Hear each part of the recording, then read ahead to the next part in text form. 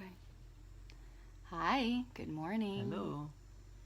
It's me, Dion and Robbie. And we're here this morning and wanted to say hi and see what's alive in you today. That's my new question. What is alive in you today? And what's alive in me today is I'm still going to be reading Being Peace. And this morning when we went to the beach, when we can get up early enough, we go and see the sunrise on Naples Beach, and it's beautiful. And this morning when we were swimming in the ocean, I got to play with this fish. He was like about this big, and he was like a little fat little striped guy, and we called him Mr. Stripey. And he kept coming up to me in the ocean and almost letting me touch him, and it was like we were playing a little bit. Right. I felt like I was playing with a fish today. He was definitely hanging out for a long time. Come more in the... He was hanging out for a very long time. Yeah, and we called him Mr. Stripey, and then he had a friend, so there was two Mr. Stripeys. I think they liked me better. Just kidding. No, they liked you better for sure. Oh, thank you. Thank you. Well, all right, so I'm happy to be sharing this book with you, and I wanted to open up the space with my... Oh, you want to do it? Yeah. Open up the space with my beautiful chakra singing bowl.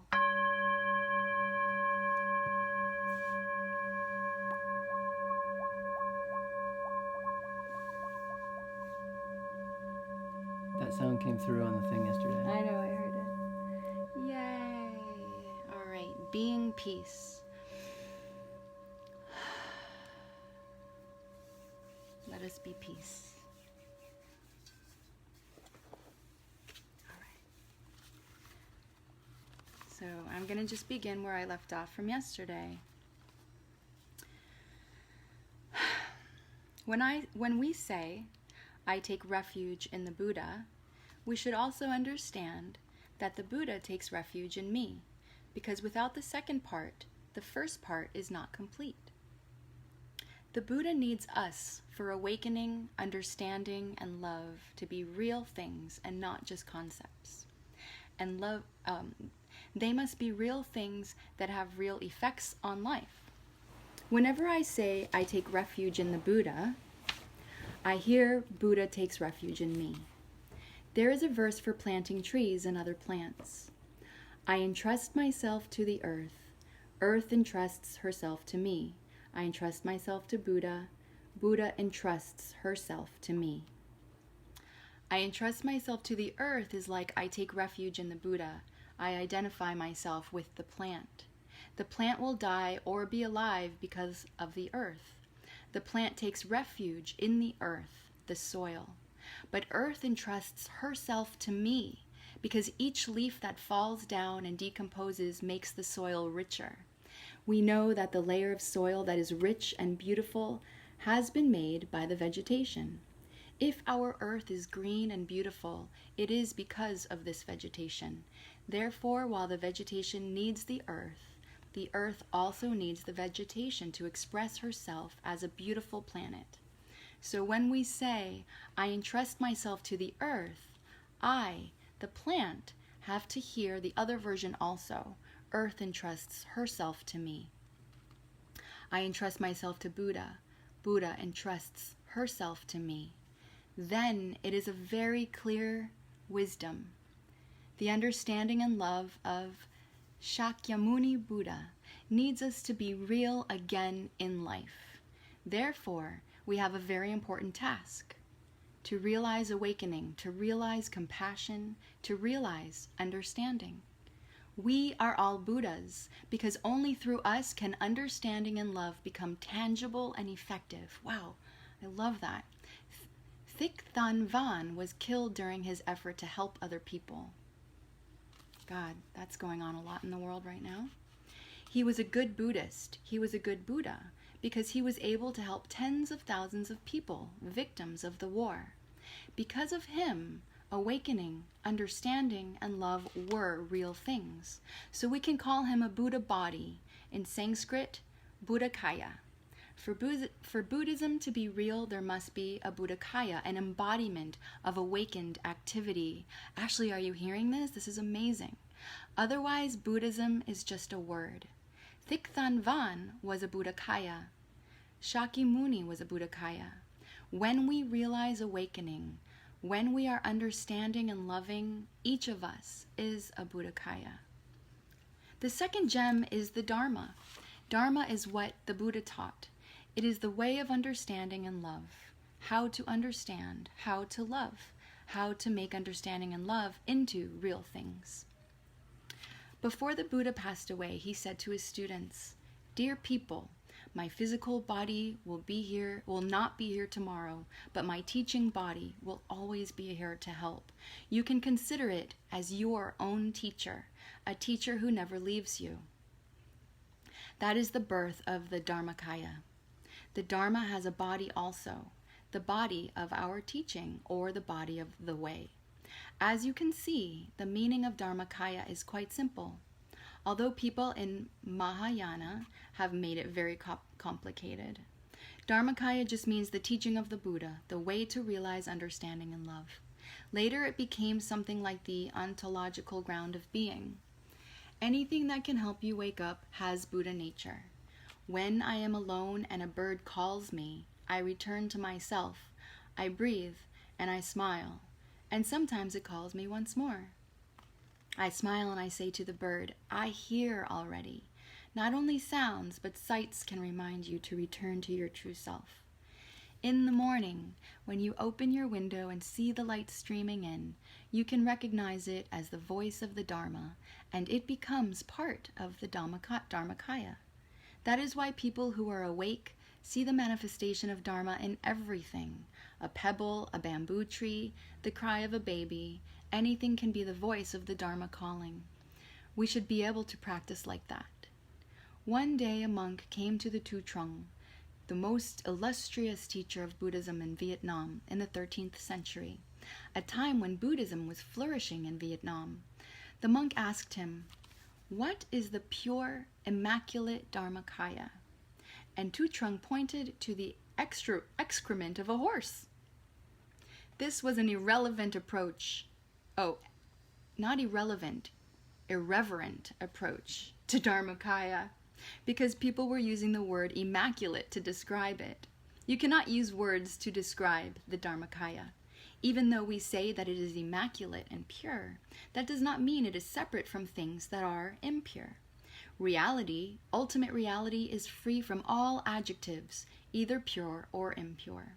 So his response was to shake up the mind of the monk, for him to cleanse himself of all of these adjectives in order to see into the nature of the Dharmakaya. A teacher is also part of the Dharmakaya because she or he helps us be awake. The way she looks, the way she lives her daily life, the way she deals with people, animals, and plants helps us realize understanding and love in our life.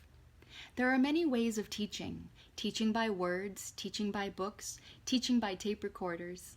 I have a friend who is a Zen teacher in Vietnam, quite well known, but not many people can come and study with him. Therefore, they make tape recordings of his talks, and he has become known as Cassette Monk. He is still in Vietnam. The government just chased him away from his monastery, so he had to go to another place to teach. He is not allowed to preach in Ho Chi Minh City, because if he teaches there, too many people come to hear him, and the government doesn't like that. Even if he does teach, he is being very helpful to us in being awake, for he is part of the Dharmakaya. Dharmakaya is not just expressed in words and sounds. It can express itself in just being.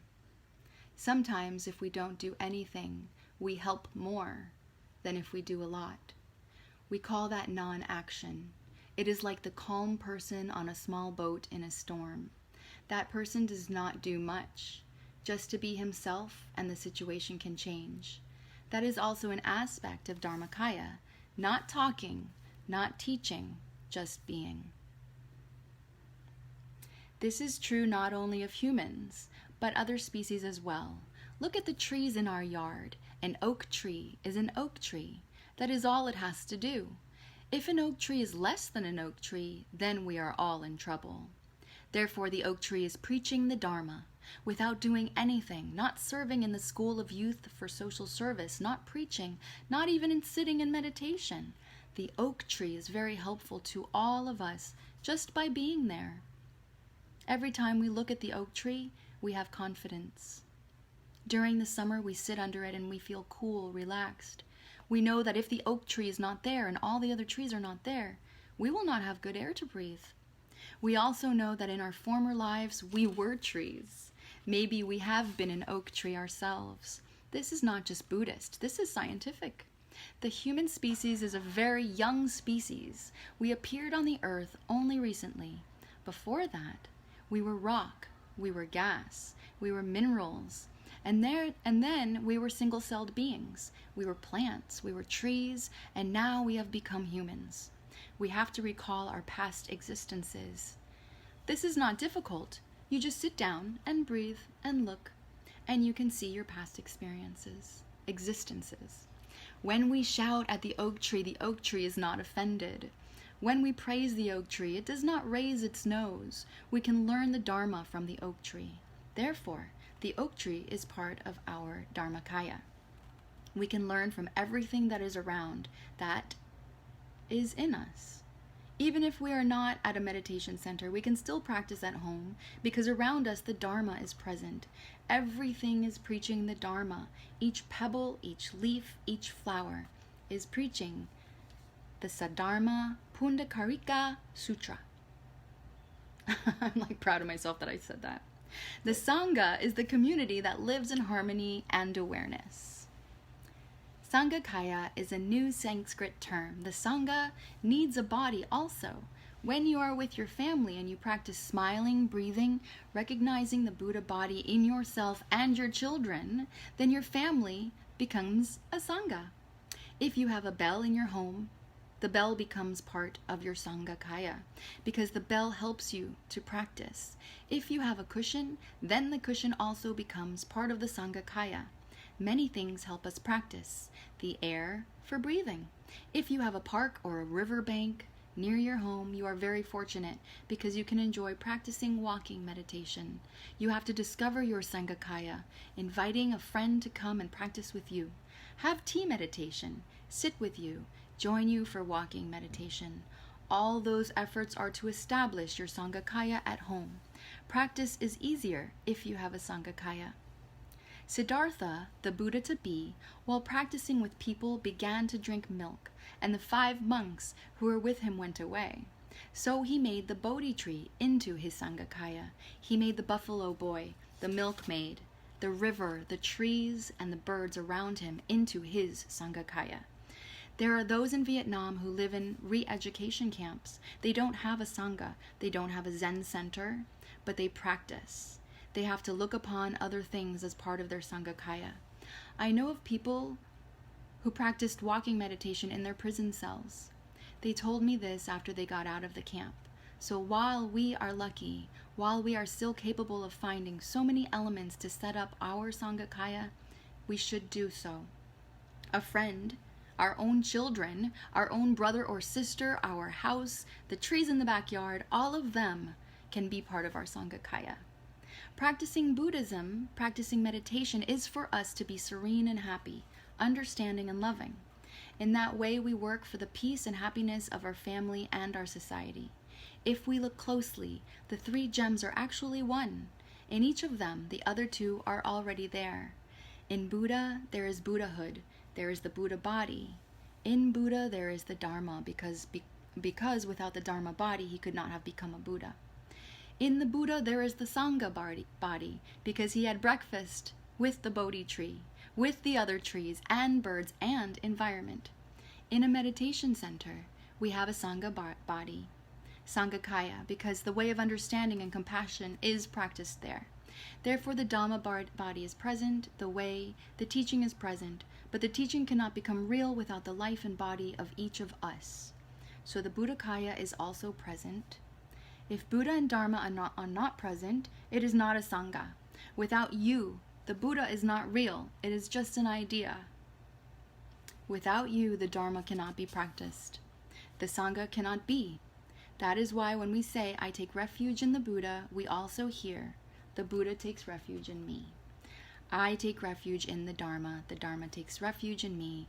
I take refuge in the Sangha, and the Sangha takes refuge of me. So, that's the end of that one.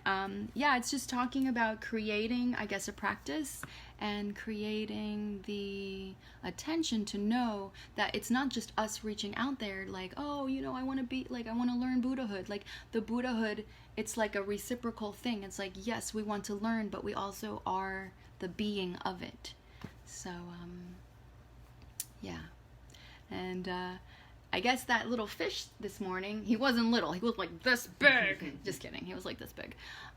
He was part of my Sangakaya. He made me happy, we connected, we played. I was playing with a wild fish. Like, he was so interested in us. Yeah. It was so cool. Like, it's not just like I was interested in him. He was interested in us. He was like this fish with this personality, and he wasn't scared. He kept coming back, and I like kept touching. I think he touched my foot sometime too when I wasn't looking. That little fish. So, just wanted to share.